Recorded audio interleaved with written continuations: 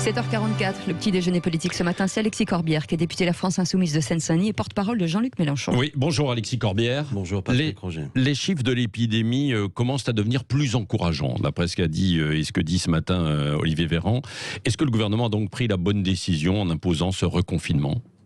Alors déjà, je suis content si on atteint le pic, on va voir, il faut être prudent. Il faut féliciter tous les Français, tous, que ce soit les salariés, que ce soit, je pense à tous les petits commerçants, vous leur avez donné la parole tout à l'heure, tous ceux pour qui c'est très dur. C'est des mesures extrêmement sévères qui ont été prises. Nous considérions que la difficulté, c'est que entre le premier confinement et le second, peu de choses avaient été faites pour éviter le choc de cette deuxième vague. Déjà, le débat autour de la deuxième vague avait eu lieu. Jean-Luc Mélenchon était de ceux qui avaient dit « Attention, il y aura une deuxième vague, préparons-la ». On lui avait un peu rionné, les mêmes aujourd'hui au gouvernement, qui ont été obligés de prendre des mesures extrêmement sévères quand même, qui impactent nos vies. Alors si ça produit des effets, tant mieux, c'est le but. Mais le coût aura été terrible sur le plan économique, sur le plan social. Moi, c'est l'élu de Seine-Saint-Denis qui vous parle, doit vous dire quand même que, c'est pas un scoop, ça a déjà été dit, mais les hôpitaux sont surchargés, le taux de mortalité est plus élevé chez nous. Les salariés, la situation de ceux que, vous savez, on parlait premiers de cordée, premiers de corvée. Chez moi, en Seine-Saint-Denis, c'est les premiers de corvée, ceux qui se lèvent tôt le matin. Les tramways, les RER, pour ceux qui sont en région parisienne et connaissent ça, restent très pleins.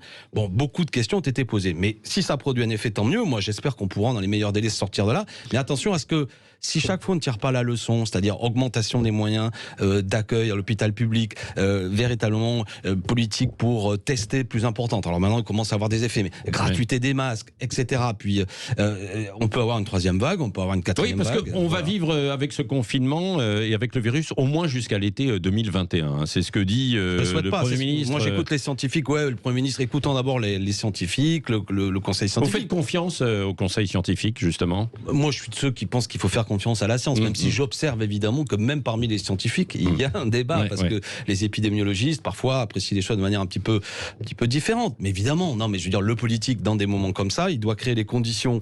J'évoquais tout à l'heure l'hôpital public, comment on donne les moyens à l'hôpital public d'avoir des capacités d'accueil plus importantes, comment on ouvre plus de lits de réanimation. Rappelez-vous, avant même que la crise du Covid ait commencé, que nos personnels hospitaliers étaient mobilisés, étaient dans la rue, parce qu'ils disaient attention, l'hôpital public, et en raison des politiques de réduction de moyens, est en danger. C'est ça, ne perdons pas la mémoire. Les directeurs d'hôpitaux faisaient appeler eux-mêmes à la grève. Un hôpital André Grégoire à Montreuil, il doit payer chaque année 8 millions d'euros pour rembourser une dette qui est stupide. Et aujourd'hui, on a très peu de lits je crois qu'on a 7 lits ou une dizaine de lits pour un bassin de 400 000 habitants. En Seine-Saint-Denis, l'hôpital public est 4 fois moins de capacité d'accueil qu'à Paris, par exemple. Tout ça, j'ai envie de reprendre les mots d'Emmanuel Macron, qu'il y ait des leçons qui soient tirées de tout ça. Et j'observe que du point de vue quand même de l'amélioration du service public, vous savez, c'est beau le service public. Il y a une époque, c'était la mode un peu de critiquer les fonctionnaires, le service public, mais heureusement qu'il est là. Le service L'administration est parfois un peu lourde quand même. C'est ce qu'on dit dans l'application. Oui, c'est ce qu'on dit. Vous savez, dans le privé, il n'y a pas une administration. C'est parfois qui fiche pas grand-chose avec des gens. Non, mais d'accord. On a besoin. Là, sur cette administration, revenons à l'essentiel. Il faut le reconnaître sur les écoles. Pourquoi en fait, dans certains établissements, il n'y a toujours pas d'alternance ? Il a fallu en fait attendre un certain temps. J'applaudis ce que vous êtes en train de dire. J'observe même qu'il a fallu des lycées mobilisés en grève, des lycéens, des enseignants, pour arriver à ce que M. Blanquer admette qu'effectivement il faudrait organiser les cours en demi-groupe. Moi je suis prof depuis 25 ans. Je connais bien cette affaire-là. Si on veut des cours en demi-groupe, il faut aussi qu'il y ait des personnels éducatifs qui éventuellement aient été embauchés dès la rentrée pour voir venir le coup. Pourquoi pas tous ces étudiants aujourd'hui ? Il faudrait le faire dans les collèges aussi, parce que pour l'instant c'est limité au lycée. Dans les lycées, parce que le travail en demi-groupe ça s'improvise pas. La réalité, après le premier confinement, on a dit beaucoup d'élèves avaient été sortis des radars des enseignants pendant la période du premier confinement. Il faut des moyens humains pour les frapper aux portes. Pourquoi les enfants sont pas venus ? Et on s'aperçoit souvent que aussi les difficultés sociales répercutent les difficultés scolaires. Tout ça, c'est pour ça que je dis, bien sûr que Emmanuel Macron n'est pas responsable du Covid. Par contre, ce dont il est responsable, selon moi, c'est d'une politique économique qui fait que l'effet du Covid est particulièrement douloureux. Notamment, je l'ai dit, parce que l'hôpital public avait été affaibli, parce que notre éducation nationale aujourd'hui, du point de vue des moyens de l'enseignement aussi, est affaibli, etc., etc. Bon, si on commence à s'en sortir, à voir un peu le bout du tunnel, tant mieux. Le début du bout du tunnel. Mais bon, je suis. Est-ce qu'il faut autoriser est-ce qu'il faut de nouveau autoriser aussi les cérémonies dans les lieux de culte ? Il y aura une réunion ce matin. Alors bon, vaste sujet. On en parlait avant que l'émission commence. Bon, la question de la liberté du culte est une question extrêmement sensible. Attention, c'est vraiment quelque chose, quel que soit qu'on soit croyant ou pas croyant. Bon, nous on était quand même pour créer les conditions on a eu un débat à l'Assemblée nationale, qu'il puisse y avoir sous une forme très adaptée, en respectant des normes quand même, une capacité dans les lieux de culte à accueillir certains fidèles qui ont besoin, beaucoup de gens le disent, il y a des gens, ils ont besoin de ça. Bon, ça a été refusé. Après, il peut pas y avoir des règles à géométrie variable, de toute façon, et évidemment, il faut pas faire n'importe quoi. Donc, il faut trouver le juste équilibre entre tout ce que je viens de dire, c'est-à-dire le fait que, effectivement, les lieux de culte ne doivent pas être des clusters, mais je répète que quand même, attention, c'est un sujet extrêmement sensible qu'il faut pas regarder un regard ironique. J'ai pas compris, Alexis Corbière. Alors, oui. Vous êtes favorable ou pas à ce qu'il y ait des cérémonies? Actuellement, il y en a pas en bon enterrement, c'est 30 personnes. Oui. Ça, c'est autorisé.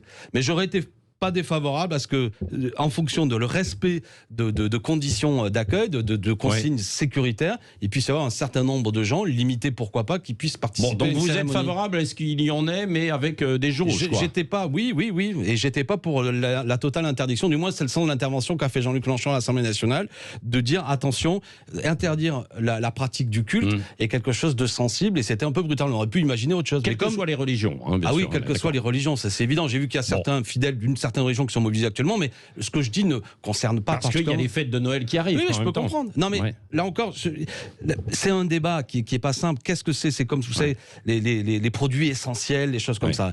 Quel que soit, vous savez, dans ce pays, la majorité des gens ne sont pas croyants. Mais il y a des gens qui sont croyants. Eh ben, pour les gens qui sont croyants, c'est quelque chose de très important. Et pour moi, qui suis aussi prof d'histoire, la question de fermer les lieux de culte, c'est quasiment jamais arrivé dans notre histoire nationale. Attention, si on peut l'éviter ou on peut le réduire, moi, je suis plutôt là-dessus, mais voilà, que les choses soient claires, il ne faut pas faire non plus n'importe quoi. Et il y a peut-être des lieux de culte où il y a des choses qui étaient dangereuses qui étaient faites, mais on peut trouver des organisations. Bon, c'est pas la décision qui a été prise.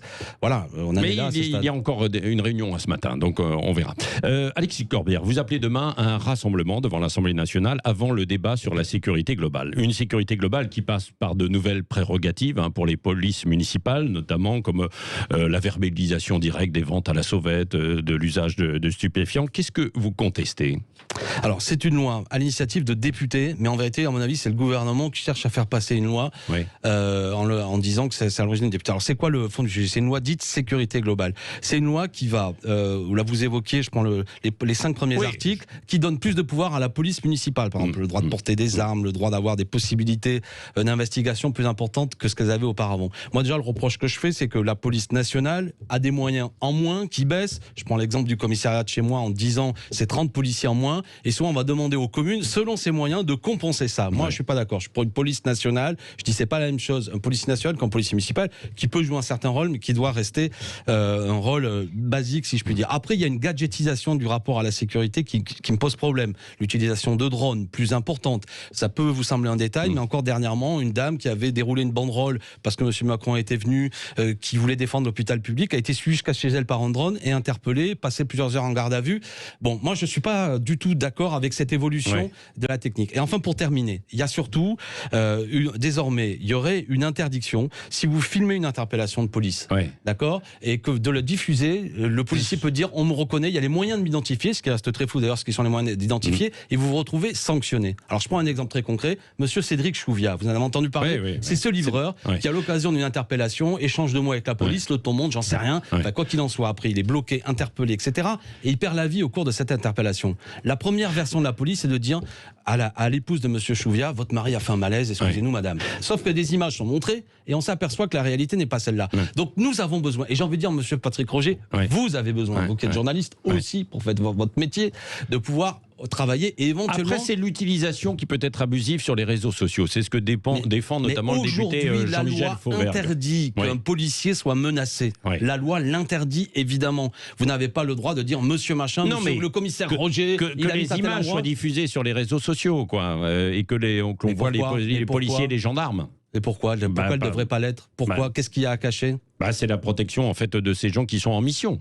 Voilà, puisque visiblement, les violences contre les policiers ont doublé en l'espace de 15 ans. 20 policiers blessés en mission chaque jour. Parce qu'il se fait reconnaître. Mais enfin, écoutez, c'est une question. Pour quelle raison? Moi, j'ai une haute idée du travail de policier, qui est un travail difficile. Maintenant, parce que je pense que c'est un travail difficile, il est hors de question aussi, par rapport à la conception républicaine que je me fais de la police, qu'il y ait ces images parfois un peu indignes où des gens au sol se font frapper par plusieurs policiers, etc., etc. Alors que, bon, je ne suis pas d'accord. Alors, c'est quoi le problème aujourd'hui? C'est que je veux dire, vous, moi, a tous dans notre poche maintenant, avec les téléphones, on a une caméra. Et il se fait cette pratique de plus en plus importante où on filme ça, et ça crée un débat dans la société qui amène à ce que le défenseur des droits, c'est pas la France Insoumise, beaucoup d'autres associations, la Ligue des droits de l'homme, des journalistes disent attention, il y a un film magnifique de David Dufresne, vous avez peut-être parlé ici. D'accord. Est-ce que vous savez que la grande majorité des images qu'il y a dans ce film de David Dufresne, un pays qui se tient sage, serait interdite? Moi, franchement, je suis pas pour le retour à l'ORTF et à la France où désormais les journalistes doivent envoyer leur papier au directeur pour savoir ce qu'il y a, si on a le droit de le dire ou pas. Je suis pas d'accord avec le fait qu'on censure des films. La police, mais est-ce que vous reconnaissez qu'il peut y avoir des abus et des dérives aussi? Je veux dire, la police, ce dont ils ont besoin, les policiers, c'est qu'on leur paye leur heure supplémentaire, c'est qu'on leur donne les moyens de bosser. Moi, je suis un élu de banlieue. Dans ma banlieue, le problème des policiers, souvent, c'est que les véhicules, ils marchent pas bien. Le problème du commissaire des Lilas, c'est que c'est des préfats dégueulasses. Les ordinateurs qui marchent pas toujours bien. Donc, on donne les moyens à la police de travailler à l'heure actuelle, vraiment. On embauche des personnels. Mais cette gadgetisation de la police que j'évoquais tout à l'heure, des drones, des machins, plus le fait que désormais, parce que des syndicats de police très durs, d'une droite dure, en plus je le nomme comme ça, parce qu'ils nous agressent, nous, la France Insoumise sur les réseaux, ne veulent même plus qu'il y ait des images qui soient montrées lorsqu'il y a des choses qui, selon moi, ne correspondent pas au métier de policier. Moi, je dis que ça, c'est une restriction des libertés publiques. Et ça ne rend pas service à la police républicaine. Voilà mon opinion. Donc c'est pour ça que vous allez vous rassembler et ensuite, à partir de demain à l'Assemblée nationale.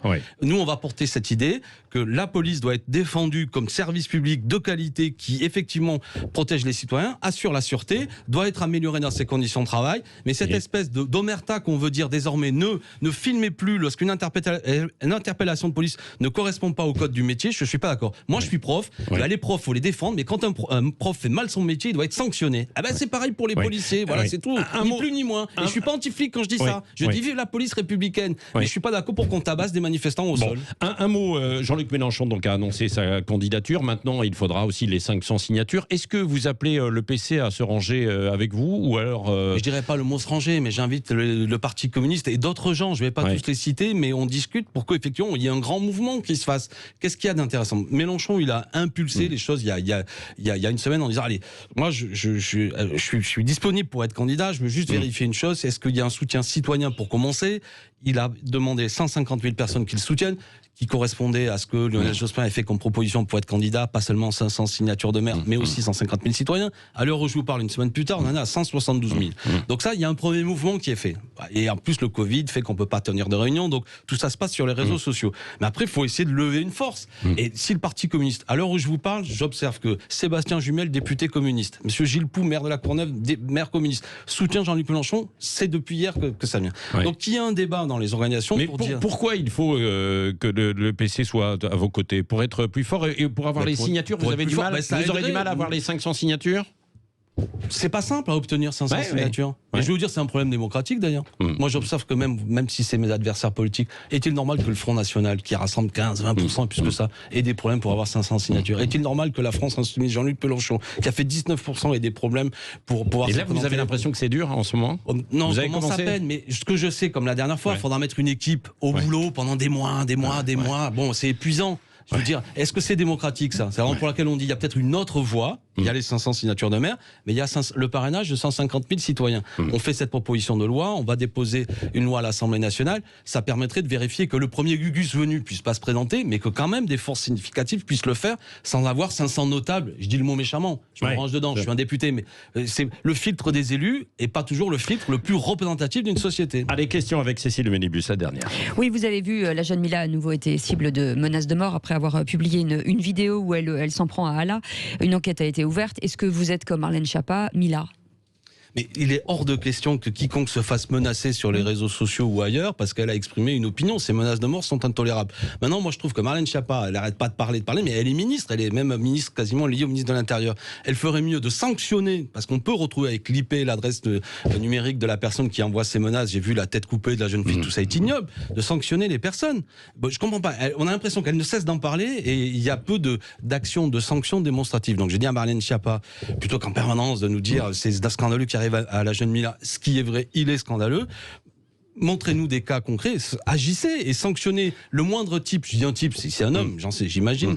Plutôt la moindre personne, on va dire, qui sanctionne Mila ou quelqu'un d'autre doit être sanctionné. Mais ce travail, on peut le faire à l'heure actuelle, mais il faut qu'ils agissent. Alors, comment on fait souvent? Vous avez la plateforme dite Pharos, qui doit permettre de trouver les gens violents. Mais Pharos, jusqu'à présent, c'était très peu de gens. On a vu à l'occasion du meurtre de Samuel Paty, c'est une vingtaine de personnes qui surveillaient tout ce qui se passait sur les réseaux.